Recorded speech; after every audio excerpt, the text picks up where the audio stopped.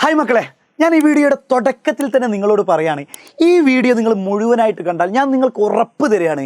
ഈ ഒരു ഉറപ്പ്, നിങ്ങൾക്കിത് എക്സാമിന് ഇതിലുള്ള ക്വസ്റ്റ്യൻസ് ഒന്നും വന്നിട്ടില്ലെങ്കിൽ ഒരു പക്ഷേ ഞാൻ പറയാണ്, ഈ ഒരു പരിപാടി ചിലപ്പോൾ എനിക്ക് നിർത്തിപ്പോകേണ്ടി വരും. കാരണം മക്കളെ, നമ്മുടെ ചാപ്റ്റർ പൊളിറ്റിക്സിലെ 12ാമത്തെ, അതായത് പൊളിറ്റിക്സിലെ 12ാമത്തെ ചാപ്റ്റർ ആയിട്ടുള്ള ഫ്രീഡം, സ്വാതന്ത്ര്യം മുതൽ നമ്മുടെ ലാസ്റ്റ് ചാപ്റ്റർ ഡെവലപ്മെൻറ്റ്, വികസനം എന്നുള്ള ചാപ്റ്ററത്തെ എല്ലാ ചാപ്റ്ററും ഞാൻ കുറച്ച് ക്വസ്റ്റ്യൻസ് ഇതിൽ ആഡ് ചെയ്തിട്ടുണ്ട്. അതേ എക്സാമിന് ചോദിക്കുള്ളൂ, ഞാൻ ഉറപ്പ് പറയാണ്. ഓക്കെ ആണോ മക്കളെ? സെറ്റല്ലേ? അങ്ങനെയാണെങ്കിൽ നമുക്ക് ക്ലാസ് കൊടുക്കാം. പിന്നെ അതുപോലെ തന്നെ എന്തെങ്കിലും ഡൗട്ടുകൾ ഉള്ള ആളുകളാണെങ്കിൽ നിങ്ങൾ എന്ത് ചെയ്യാം, നിങ്ങൾ ഇതെൻ്റെ ഇൻസ്റ്റഗ്രാം ID ആണ്, നിങ്ങൾക്ക് എന്ത് ചെയ്യാം, ഇതിൽ ഫോളോ ചെയ്യണമെന്ന് ഞാൻ പറയുന്നില്ല, അത് നിങ്ങളുടെ ഇഷ്ടമാണ്. മെസ്സേജ് ചെയ്തിട്ട് ചോദിക്കാം, സാറേ പൊളിറ്റിക്സിൽ ഇങ്ങനെ ഉണ്ടോ, അല്ലെങ്കിൽ ഇതിൻ്റെ ആൻസർ ഒന്നും കൂടി പറഞ്ഞോ, ഇങ്ങനെ വേണമെങ്കിൽ. ഈ ഒരു വീഡിയോ കാണുമ്പോഴേക്കും നിങ്ങൾക്ക് എന്തായാലും ഞാൻ ഉറപ്പ് പറയുകയാണ്, ഈ ഒരു 9 ചാപ്റ്റർ നിങ്ങൾ സെറ്റായിരിക്കും, ഉറപ്പാണ്. ഓക്കെ, അപ്പോൾ ഫ്രീഡത്തിൽ നിന്ന് ഏതൊക്കെ ക്വസ്റ്റ്യൻ ആണ് പഠിക്കേണ്ടത്? ഇമ്പോർട്ടൻറ്റ് ക്വസ്റ്റ്യൻ ആണ് മക്കളെ, മോഡൽ എക്സാമിന് ചോദിക്കുന്ന ഇമ്പോർട്ടൻറ്റ് ക്വസ്റ്റ്യൻ ആണ്. ഒന്നാമത്തത് ഹാം പ്രിൻസിപ്പിളെ പറ്റിയിട്ട് ഒന്ന് എക്സ്പ്ലെയിൻ ചെയ്യുക. 4 മാർക്കിനാണ് ആ ഒരു ക്വസ്റ്റ്യൻ ഉണ്ടാവാൻ സാധ്യത. ഹാം പ്രിൻസിപ്പിൾ, ആനി സിദ്ധാന്തത്തെക്കുറിച്ച്. അപ്പോൾ ആനി സിദ്ധാന്തത്തെ കുറിച്ച് പറയുമ്പോൾ നിങ്ങൾ പഠിച്ചു വെക്കേണ്ട ഓൺ ലിബർട്ടി, സ്വാതന്ത്ര്യത്തെ പറ്റി എന്ന പുസ്തകം എഴുതിയ ആളെ പേര് ഓർത്തു വെക്കുക. കാരണം അത് മാച്ച് ദ ഫോളോയിങ്ങിൽ വരും, JS മില്ലാണ്. പിന്നെ അതുപോലെ തന്നെ അദ്ദേഹം 2 കാര്യങ്ങൾ കൊണ്ടുവന്നിരുന്നു. അതാണിതാ self regarding action, others regarding action എന്ന് വെച്ചാൽ സ്വസംബന്ധിയായ പ്രവൃത്തിയും അപരസംബന്ധിയായ പ്രവൃത്തിയും. ഇതാണ് ഹാനി സിദ്ധാന്തത്തിൽ പറയുന്നത്. അപ്പോൾ ഹാം പ്രിൻസിപ്പിൾ ആരാണ് ചെയ്തതെന്ന് വെച്ചാൽ ജോൺ സ്റ്റുവർട്ട് മില്ലാണ്. ഹാം പ്രിൻസിപ്പിൾ കൊണ്ടുവന്ന ആളുടെ പേര് ജോൺ സ്റ്റുവർട്ട് മില്ല്. പഠിച്ചു വെക്കണേ, മാച്ച് ദ ഫോളോയിങ്ങിലുണ്ട്. അദ്ദേഹത്തിൻ്റെ ബുക്കാണ് ഓൺ ലിബർട്ടി, അല്ലെങ്കിൽ സ്വാതന്ത്ര്യത്തെ പറ്റി എന്നുള്ള ബുക്ക്. അപ്പോൾ അതിലെന്ത് ചെയ്യുന്നുണ്ട്, 2 ആക്ഷനെ പറ്റി പറയുന്നുണ്ട്. ആ 2 ആക്ഷൻ ഇതാ ഓൾറെഡി നിങ്ങൾക്ക് PPTയിലുണ്ട്. അതുപോലെ തന്നെ മക്കളെ, ഞാൻ വീണ്ടും പറയുകയാണ്, ഇതിൻ്റെ നോട്ട്സ് വേണമെന്നുണ്ടെങ്കിൽ കമ്മ്യൂണിറ്റിയിൽ ജോയിൻ ചെയ്യുക. വാട്സപ്പ് കമ്മ്യൂണിറ്റിയിൽ ഇതിൻ്റെ നോട്ട്സ് അടക്കം നിങ്ങൾക്ക് കിട്ടും. ഷുവറായിട്ടും ജോയിൻ ചെയ്യുക, അത് കമൻറ്റ് ബോക്സിലുണ്ട്. ഓക്കെ, അപ്പോൾ ഞാനിത് എക്സ്പ്ലെയിൻ ചെയ്യുന്നില്ല, ഓട്ടോമാറ്റിക്കലി നിങ്ങൾക്ക് ഇത് എന്തായിരിക്കും, നോട്ടുകളും കാര്യങ്ങളും വായിച്ചു നോക്കുക. അപ്പോൾ ഈ ക്വസ്റ്റ്യൻ എന്ത് ചെയ്യുക, മനസ്സിലാക്കി വെക്കുക. ഓക്കെ, പിന്നെ മക്കളെ, ഇത് നിങ്ങൾ പഠിച്ചു വെക്കണം. നമ്മൾ ഫ്രീഡം എന്നുള്ള ചാപ്റ്ററിൽ കുറേ എന്ത് ബുക്കുകളെ പറ്റി പറയുന്നുണ്ട്. ആ ബുക്കുകൾ ആരൊക്കെയാണ് എഴുതിയതെന്ന് കറക്റ്റ് പഠിക്കണം. നോക്കണേ, സ്വാതന്ത്ര്യത്തേക്കുള്ള ദീർഘ നടത്തം, അത് നെൽസൺ മണ്ടേലയാണ്. ഭയത്തിൽ നിന്നുള്ള മോചനം, ആങ് സാങ് സൂക്കി. സ്വാതന്ത്ര്യത്തിലേക്ക് John Stuart Mill. Hind Swaraj Mahatma Gandhi. Republic Plato. The Prince Machiavelli. Water Deepa Mehta. The Satanic way Salman Rushdie.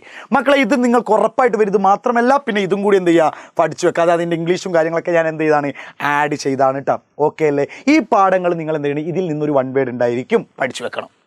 Okay, ഇനി അടുത്ത 13ാമത്തെ ചാപ്റ്റർ ആയിട്ടുള്ള ഇക്വാലിറ്റി, സമത്വം എന്നുള്ള ചാപ്റ്ററിൽ നിന്ന് എന്തൊക്കെയാണ് ചോദിക്കുക? സമത്വം എന്നുള്ള ചാപ്റ്ററിൽ നിന്ന് എന്തൊക്കെയാണെന്ന് വെച്ച് കഴിഞ്ഞാൽ, നമ്മുടെ 3 ഡയമെൻഷൻ ഉണ്ട്. ഇക്വാലിറ്റിയുടെ, സമത്വത്തിൻ്റെ 3 ഡയമെൻഷൻ ഉണ്ട് മക്കളെ. 3 മാർക്കിന് അത് ചോദ്യം നിങ്ങൾക്ക് കാണാൻ പറ്റും. കൃത്യമായിട്ട് എന്ത് ചെയ്യണം, പഠിച്ചു വെക്കണം. ഏതൊക്കെയാണ് 3 തലങ്ങൾ എന്ന് വെച്ച് കഴിഞ്ഞാൽ, ഒന്ന് political equality, social equality, economic equality. 3 തരം സമത്വങ്ങളാണ്. അതെന്ത് ചെയ്യണം, ഓരോന്നും ഞാൻ എന്ത് ചെയ്തിട്ടുണ്ട്, ഉദാഹരണമായിട്ട് തന്നെ കറക്റ്റ് പഠിക്കുന്നുണ്ട്. അപ്പോൾ ഇതൊരു പക്ഷേ നിങ്ങൾക്ക് ഉണ്ടായിരിക്കുന്ന ക്വസ്റ്റ്യൻ എന്ന് പറഞ്ഞാൽ, ഇത് വേറൊരു ചാപ്റ്ററിൽ ഇതിനെപ്പറ്റി പറയുന്നുണ്ട്. എങ്ങനെയാണെന്ന് വെച്ചാൽ, ഒരു ടേബിൾ ഉണ്ടായിരിക്കും. ടേബിൾ എന്നിട്ട് 3 കോളം ഉണ്ടാവും. എന്നിട്ട് അതിൻ്റെ മേലെ എന്തായിരിക്കും, ഇവിടെ പൊളിറ്റിക്കൽ ഉണ്ടായിരിക്കും, ഇവിടെ ചിലപ്പോൾ എക്കണോമിക് ഉണ്ടായിരിക്കും, ഇവിടെ വേറെ എന്തെങ്കിലുമൊക്കെ ഉണ്ടായിരിക്കും. അങ്ങനെ മിക്സ്ഡ് ആയിട്ട് തന്നിട്ട് പറയും, ഇത് ഓരോ കോളത്തിൽ നിങ്ങൾ ആഡ് ചെയ്ത് കൊടുക്കാൻ പറയും. ഓപ്ഷനായിട്ട് കുറേ എക്സാമ്പിളുകൾ എന്തായിരിക്കും തരും. അങ്ങനെ എക്സാമ്പിൾ അടക്കമാണ് മക്കൾ പഠിച്ചു വെക്കേണ്ടത്. എക്സാമ്പിൾ കൃത്യമായിട്ട് പഠിച്ചു വെക്കേണ്ടത് കണ്ടോ, റൈറ്റ് ടു കണ്ടസ്റ്റ് എലക്ഷൻ, അല്ലെങ്കിൽ have equal right to vote ചെയ്യാനുള്ള അവകാശം, ഇങ്ങനെയൊക്കെ പറഞ്ഞിട്ടുള്ള എക്സാമ്പിളുകളാണ് മക്കൾ പഠിച്ചു വെക്കേണ്ടത്. പിന്നെ അടുത്താണ് സോഷ്യൽ ഇക്വാലിറ്റി പഠിച്ചു വെക്കണം, എക്കണോമിക് ഇക്വാലിറ്റിൻ്റെ എക്സാമ്പിൾ പഠിച്ചു വെക്കണം. ഓക്കെ, ഇനി അതുപോലെ തന്നെ എങ്ങനെയാണ് പ്രൊമോട്ട് ഇക്വാലിറ്റി, സമത്വം എങ്ങനെ വളർത്തിയെടുക്കാം, അതിൻ്റെ കുറച്ച് കാര്യങ്ങളാണ് നമ്മൾ പറയുന്നത്. ഒന്നിതാ പ്രൊമോട്ട് ഇക്വാലിറ്റി എങ്ങനെയെന്ന് പറഞ്ഞാൽ, ഒന്ന് ഏതിലൂടെയൊക്കെയാണെന്ന് വെച്ചാൽ, different ways establishing formal equality through different treatment, affirmative action. അതിൻ്റെ മലയാളം കൂടി കൊടുത്തിട്ടുണ്ട്. ഇത് പഠിച്ചു കഴിഞ്ഞാൽ നിങ്ങൾക്ക് എന്തായിരിക്കും, എങ്ങനെയാണ് ഇക്വാലിറ്റി വളർത്തിയെടുക്കുന്ന 3 മെത്തേഡുകൾ എങ്ങനെയാണ്, വേസ് എങ്ങനെയാണെന്ന് എന്ത് ചെയ്യാം, കൃത്യമായിട്ട് പഠിക്കാം. അതിൻ്റെ എക്സ്പ്ലനേഷൻ ഞാൻ എന്ത് ചെയ്തിട്ടുണ്ട്, കൊടുത്തിട്ടുണ്ട്. എക്സാമ്പിൾ അടക്കം ഞാൻ കൊടുത്തിട്ടുണ്ട്. ഓക്കെ അല്ലേ? അത് പഠിക്കുക. 14ാമത്തെ ചാപ്റ്റർ, അതായത് സോഷ്യൽ ജസ്റ്റിസ്, സാമൂഹിക നീതി എന്നുള്ള ചാപ്റ്ററിൽ നിങ്ങൾ പഠിച്ചു വെക്കേണ്ടത്, നീതി എന്ന ആശയം എന്ത് ചെയ്യുക, വിവരിക്കാൻ. അത് പഠിച്ചില്ലെങ്കിലും കുഴപ്പമില്ല. 3 പ്രിൻസിപ്പിൾ ഓഫ് ജസ്റ്റിസ്, നീതിയുടെ 3 പ്രിൻസിപ്പിൾസ്, തത്വങ്ങളുണ്ട്. അതെന്ത് ചെയ്യണം, ഈ ചാപ്റ്ററിൽ പഠിക്കണം. സോഷ്യൽ ജസ്റ്റിസിൻ്റെ 3 തത്വങ്ങളാണ് മക്കളെ ഇത് എന്ന് പറയുന്നത്. ഇത് കൃത്യമായിട്ട് പഠിക്കുക. ജസ്റ്റിസ് എന്നാൽ എന്തെന്നുള്ളത് പഠിക്കുന്നതിനേക്കാൾ ഉപരി മക്കൾ പഠിച്ചു വെക്കേണ്ടത് ഇതൊക്കെയാണ്. Equal treatment four equal, proportionate justice, recognition of special need. ഇതെന്ത് ചെയ്യണം, കൃത്യമായിട്ട് പഠിച്ചു വെക്കുക. ഇതാണ് സോഷ്യൽ ജസ്റ്റിസിൻ്റെ 3 പ്രിൻസിപ്പിൾ എന്ന് പറയുന്നത്. ഓക്കെ അല്ലേ? അതിൻ്റെ ഇതൊക്കെ എന്ത് ചെയ്തിട്ടുണ്ട്, ഈ ഒരു കോൺസെപ്റ്റ് കൊണ്ടുവന്ന ആൾ ജെർമി ബെന്താം, ഏത് ഈക്വൽ ട്രീറ്റ്മെൻറ്റ് ഫോർ ഈക്വൽ എന്ന് വെച്ചാൽ തുല്യ പരിഗണന, അതൊക്കെ എന്ത് ചെയ്തിട്ടുണ്ട്, എക്സ്പ്ലനേഷനും കറക്റ്റ് എന്ത് ചെയ്തിട്ട് കൊടുത്തിട്ടുണ്ട്. ഓക്കെ, ഇനി റൈറ്റ്സ്, അവകാശങ്ങളെ പറ്റിയിട്ടാണ്. അപ്പം ഞാനൊരു ടേബിളിൻ്റെ കാര്യം പറഞ്ഞിട്ടില്ല മക്കൾ, നേരത്തെ ഫസ്റ്റ് ചാപ്റ്ററിൽ നമ്മൾ ഫ്രീഡം എന്നുള്ള ചാപ്റ്ററിൽ ഒരു ടേബിൾ, അല്ലെങ്കിൽ ഇക്വാലിറ്റി എന്നുള്ള ചാപ്റ്ററിൽ, അതേപോലെ തന്നെ റൈറ്റ്സ്, അവകാശങ്ങളുണ്ട് മക്കളെ. ഡിഫറെൻറ്റ് ടൈപ്സ് ഓഫ് റൈറ്റ് എക്സാമിന് ഇമ്പോർട്ടൻ്റ് ആണ്.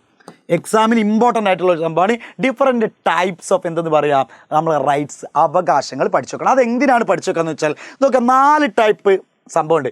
Political right, civil right, economic right, cultural right. ഇത് ഓരോരുത്തരുടെ അവകാശമാണ്. ഈ വോട്ട് ചെയ്യാനുള്ള അവകാശം ഇതിലേത് വരും?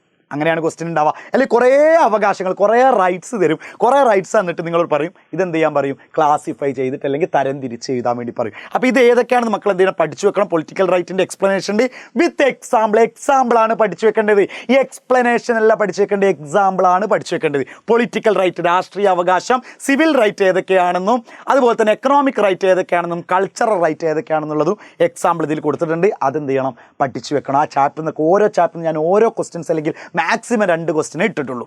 ഇനി അടുത്ത സിറ്റിസൺഷിപ്പ്, 16ാമത്തെ ചാപ്റ്ററാണ് പൗരത്വം എന്നുള്ളത്. അതെന്ന് വെച്ചാൽ നമ്മുടെ ഇന്ത്യൻ സിറ്റിസൺഷിപ്പ് കിട്ടാനുള്ള മെത്തേഡുകൾ എങ്ങനെയൊക്കെയാണ്, ഏതൊക്കെ വഴിയിലൂടെ കിട്ടും. ഇപ്പോൾ നമുക്കറിയാം കല്യാണം കഴിച്ചാൽ കിട്ടും, അങ്ങനത്തെ കുറച്ച് മെത്തേഡുകളുണ്ട്. ഇതാ കണ്ടോ, 5 മെത്തേഡുകളുണ്ട്. ആ 5 മെത്തേഡുകൾ ഇവിടെ 5 വരുന്നുണ്ട്. 5 മെത്തേഡുകളുണ്ട്. 5 മെത്തേഡിലൂടെ നിങ്ങൾക്ക് എന്ത് ചെയ്യാൻ പറ്റും, കാണാൻ പറ്റും. ഓക്കെ, പിന്നെ സാർവത്രിക പൗരത്വം എന്താണ്, യൂണിവേഴ്സൽ സിറ്റിസൺഷിപ്പ് എന്താണെന്നുള്ളത് അതും എന്ത് ചെയ്തിട്ടുണ്ട്, കൊടുത്തിട്ടുണ്ട്. It's A problem of refugees ആണ്, അഭയാർത്ഥികളുടെ ഒരു പ്രശ്നമാണ് ഈ യൂണിവേഴ്സൽ പൗരത്വം എന്ന് പറയുന്നത്. ഓക്കെയാണ് മക്കളെ, അപ്പോൾ അത് എന്ത് ചെയ്യുക, കൃത്യമായിട്ട് പഠിച്ചു വെക്കട്ടോ. ഓക്കെ, പിന്നെ അതുപോലെ തന്നെ രാഷ്ട്രത്തെ രൂപപ്പെടുത്തുന്ന 4 ഘടകങ്ങൾ അല്ലെങ്കിൽ ഫാക്ടേഴ്സ്, 4 ഫാക്ടേഴ്സ് ഏതൊക്കെയാണെന്ന് പഠിച്ചു വെക്കുക. അതിൻ്റെ മുമ്പ് തന്നെ ഞാൻ വീണ്ടും പറയുകയാണ് മക്കളെ, നിങ്ങൾക്ക് ആർക്കെങ്കിലും എന്തെങ്കിലും കൺഫ്യൂഷൻ അല്ലെങ്കിൽ സാറേ പഠിക്കാൻ തോന്നുന്നില്ല, എനിക്ക് ഭയങ്കര എത്ര പഠിച്ചിട്ടും എനിക്ക് മനസ്സിലാവണില്ല, അല്ലെങ്കിൽ മനസ്സിലാവാത്തതല്ല, എനിക്ക് പഠിക്കണം എന്നൊക്കെ ആഗ്രഹമുണ്ട് പക്ഷേ കഴിയണില്ല എന്നൊക്കെ തോന്നുന്നവർ ഒരു ആശ്വാസത്തിനായിട്ട് നിങ്ങൾക്ക് മോഡൽ എക്സാമും പബ്ലിക് എക്സാമിനും സയദ് സാർ നിങ്ങളുടെ കൂടെ തന്നെ ഉണ്ട്. അപ്പോൾ നിങ്ങൾക്ക് ഇന്നെ കോൺടാക്ട് ചെയ്യാൻ നമ്പർ കൊടുത്ത് കഴിഞ്ഞാൽ മക്കളെ ചിലപ്പോൾ ഫോൺ ചെയ്യുമ്പോൾ എത്രയോ ആളുകൾ കോൾ വരുമ്പോൾ എടുക്കാൻ കഴിയില്ല, നിങ്ങൾ മെസ്സേജ് ചെയ്തിടുക. ഞാൻ ഫ്രീ ആയിരിക്കുന്ന സമയത്ത് നിങ്ങൾക്ക് വീണ്ടും പറയുകയാണ്, ഇതെൻ്റെ ഇൻസ്റ്റഗ്രാം അക്കൗണ്ടാണ് കേട്ടോ, ഇൻസ്റ്റഗ്രാമാണ്. നിങ്ങൾ എന്ത് ചെയ്യാം, ഇതിൽ ഫോളോ ചെയ്തിടുക കേട്ടോ, SP_Sahad എന്നുള്ളത്. ഇത് ഫോളോ ചെയ്തിട്ടോ, നിങ്ങൾക്ക് ഫോളോ ചെയ്യാനല്ല പറഞ്ഞത്, മെസ്സേജ് അയക്കാൻ. ഫോളോ ചെയ്യണമെങ്കിൽ ചെയ്യാതൊക്കെ നിങ്ങളുടെ ഇഷ്ടമാണ്, നിങ്ങൾക്ക് ഓക്കെ ആണെങ്കിൽ മാത്രം ഫോളോ ചെയ്യുക. ഓക്കെ, അപ്പോൾ 4 ഘടകങ്ങൾ ഏതൊക്കെയാണെന്ന് ഈ 4 ഘടകങ്ങൾ എന്ത് ചെയ്യുക, എക്സ്പ്ലെയിൻ ചെയ്ത് പഠിക്കണം. കാരണം 4 മാർക്കിനൊക്കെ ചോദിക്കുന്നതാണ്. പോപ്പുലേഷൻ, ടെറിറ്ററി, ഇവിടെ ആണ് കേട്ടോ വരുന്നത്. അയ്യാണ് ഗവൺമെൻറ്, സോവറിറ്റി, ജനങ്ങൾ, ഭൂപ്രദേശം, ഭരണകൂടം, പരമാധികാരം. ഇതെന്ത് ചെയ്യണം, കൃത്യമായിട്ട് പഠിച്ചു വെക്കുക. ഇനി അടുത്ത നാഷണാലിസം, 17ാമത്തെ ചാപ്റ്ററിൽ നിങ്ങൾ പഠിക്കേണ്ടതാണ്. ദേശീയതയെ സ്വാധീനിക്കുന്ന 4 ഫാക്ടേഴ്സ് ഏതൊക്കെയാണ്? ഒന്ന് history, territory, common belief, common political ideas, common political identity. അതെന്ത് ചെയ്യണം, കൃത്യമായിട്ട് ഓരോന്നിൻ്റെ എക്സ്പ്ലനേഷൻ ഞാൻ കൊടുത്തിട്ടുണ്ട്. ഇതാണ് നാഷണാലിസത്തെ ഇൻഫ്ലുവൻസ് ചെയ്യുന്ന ഫാക്ടേഴ്സ് എന്ന് പറയുന്നത്. ഓക്കെ, ഇനി ഇത് മക്കളെ ഈ ഒരു ബുക്ക് 1 വേർഡ് ചോദിക്കും, ഡിസ്കവറി ഓഫ് ഇന്ത്യ. ആരുടെ ബുക്കാണ്? അല്ലെങ്കിൽ ഇന്ത്യയെ കണ്ടെത്തൽ, ജവഹർലാൽ നെഹ്റു ആണ്, മനസ്സിലാക്കി വെക്കാം.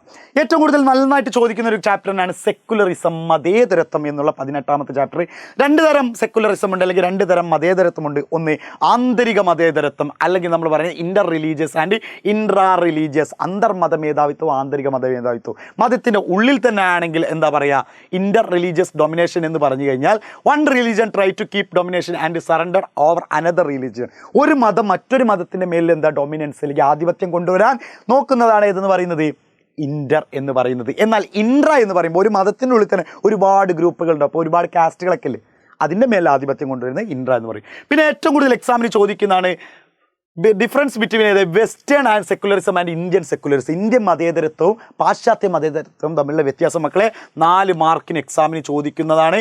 നിങ്ങൾക്ക് മോഡൽ എക്സാമിന് കാണാൻ പറ്റിയ ഒരു ക്വസ്റ്റ്യൻ തന്നെയാണ്. എന്തായാലും പഠിച്ചു വെക്കുക. 2ൻ്റെ എക്സ്പ്ലനേഷൻ എന്ത് ചെയ്തിട്ടുണ്ട്, കൊടുത്തിട്ടുണ്ട്. ഇതൊക്കെ എന്ത് ചെയ്യുക, കൃത്യമായിട്ട് നിങ്ങൾ പഠിച്ചു വെക്കുക. സ്ക്രീൻഷോട്ട് എടുത്ത് വായിച്ചു നോക്കണവർക്ക് വായിച്ചു നോക്കുക. അതാ ഞാനിത് മെല്ലെ സ്ലൈഡ് പോകുന്ന നോട്ട് നിങ്ങൾക്ക് തരാം. ഓക്കെ, അത് പഠിച്ചേക്കാം. ഇനി ഇന്ത്യൻ മതേതരത്തിനെതിരെ നൽകുന്ന ക്രിറ്റിസിസം അല്ലെങ്കിൽ വിമർശനങ്ങൾ എന്തൊക്കെയാണ്? കാരണം എന്തൊക്കെയാണ്, ആൻറ്റി റിലീജിയസ് ആണ്, വെസ്റ്റേൺ ഇമ്പാക്റ്റ് ഉണ്ട്, ഇൻ്റർവെൻഷനിസ്റ്റ് ഉണ്ട്, വോട്ട് ബാങ്ക് പോളിസി, മൈനോറിറ്റി. ഇതൊക്കെയാണ് നമ്മുടെ എന്തെന്ന് പറയും, ഇന്ത്യൻ സെക്കുലറിസത്തിനെതിരായിട്ട് നോക്കിക്കൊണ്ടിരിക്കുന്നത്. ഇനി പീസ്, സമാധാനം, 19ാമത്തെ ചാപ്റ്ററാണ്, സെക്കൻഡ് ലാസ്റ്റ് ചാപ്റ്റർ.